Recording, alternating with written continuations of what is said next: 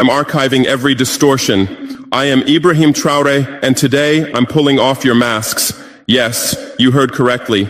I, whom you call a young military junta leader, whom you brand as a dangerous radical, whom you serve up as an anti-Western dictator, am now telling you the truth. And this time you cannot turn off your microphones. This time you cannot turn away your cameras. This time your editors cannot cut this speech, because the world you monopolize no longer exists. Because millions will hear these words now, without passing through your filters, without being subjected to your distortions, without being muddied by your lies.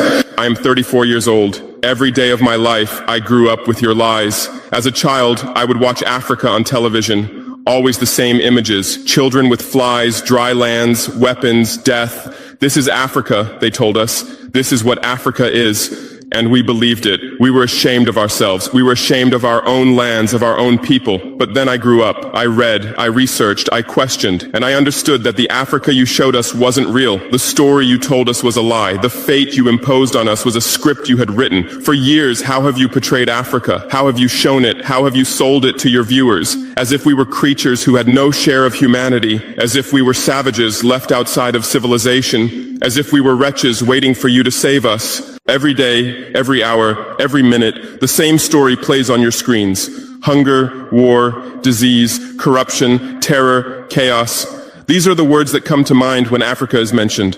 In your Africa dictionary, there are no other words. No hope, no success, no development, no resistance, no honor, no pride, no victory. So I ask you, New York Times, Washington Post, Guardian, Le Monde, have you ever made Africa's successes your headlines? How many times have you written about Rwanda's technology miracle? How many times have you shown Ethiopia's reforestation project? How many times have you praised Botswana's democratic success? How many times have you described Kenya's entrepreneurial ecosystem? No, because these don't fit your scenario. Your Africa cannot be successful. It cannot, because then how will you legitimize your exploitation? If it's not in need of help, how will you intervene? If it's not backward, how will you look down on it? Have you ever asked yourselves, has any editor sitting at their desk, any news director in a meeting, any columnist at their keyboard ever thought, why are the people of the world's richest lands poor? Here are the numbers for you, real numbers. Africa owns 70% of the world's cobalt reserves. Your cell phone, your computer, your electric car won't work without cobalt. This cobalt comes from Congo, but Congolese can't afford cell phones. Africa owns 90% of the world's platinum reserves. Catalytic converters, electronic devices, medical implants, they all need platinum. This platinum comes from South Africa, but South Africans are crushed by unemployment. Africa provides 30% of the world's gold production. Mali, Burkina Faso, Ghana, Tanzania. Gold flows like rivers from our lands. But our people swim in poverty. Africa supplies 65% of the world's diamond production. Botswana, Angola, Congo, Sierra Leone, billions of dollars worth of diamonds are extracted, but our miners live on $1 a day. Africa owns 35% of the world's uranium reserves. Niger, Namibia, South Africa. Nuclear plants run on our uranium. Paris lights burn with our uranium, but our villages have no electricity. And you still ask, why is Africa poor? No, the right question is, how was Africa kept poor while being so rich? Here's your answer. Colonialism didn't end. It changed shape. You used to come and occupy our lands. Now you come and establish companies. You used to take by force. Now you make agreements. You used to rule with the whip. Now you rule with credit. Let me give you concrete examples. With numbers, names, dates, but you'll never write about these. Glencore, Swiss-based mining giant, extracting cobalt in Congo. 2022 revenue, $256 billion. Tax paid to Congo, $500 million. That's 0.2%. Is this justice? Rio Tinto, British-Australian mining giant, extracting bauxite in Guinea, 20 million tons annually. What's left for Guinea? Environmental pollution and cancer. Total Energies, French oil giant, extracting oil in Angola, Nigeria, Congo.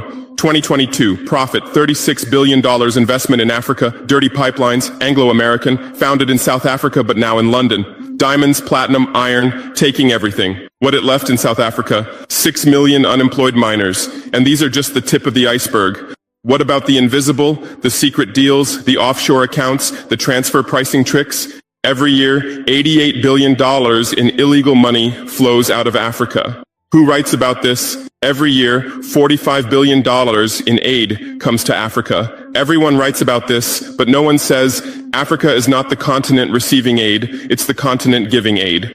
While you zoom your cameras on swollen bellies, there is a huge system working silently in the background. Every day, tons of gold, diamonds, cobalt, uranium, oil leave our land. But how? Here is the system. Step 1, create corruption. Bribe our leaders. Open offshore accounts. Promise them a life of luxury. Send their children to your schools. Step 2, make deals. Get 50-year, 99-year concessions. Ask for tax exemptions. Be exempt from environmental rules. Ignore labor rights. Step 3, control the infrastructure.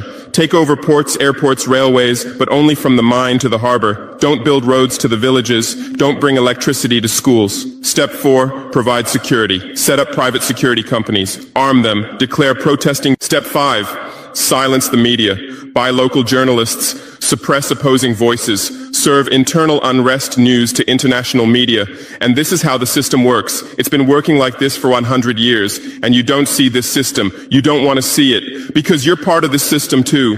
Who are the biggest advertisers of New York Times, CNN, BBC, oil companies, mining companies, arms companies, pharmaceutical cartels, the companies that exploit Africa? You live on their money, you defend their interests, and what I'm about to tell you might cost me my life, but it's no longer time to be silent. France's system in Africa is the CFA franc. 14 African countries still use French colonial currency. 50% of these countries' central bank reserves sit in the French treasury. France applies negative interest to this money, so we pay France to use our own money.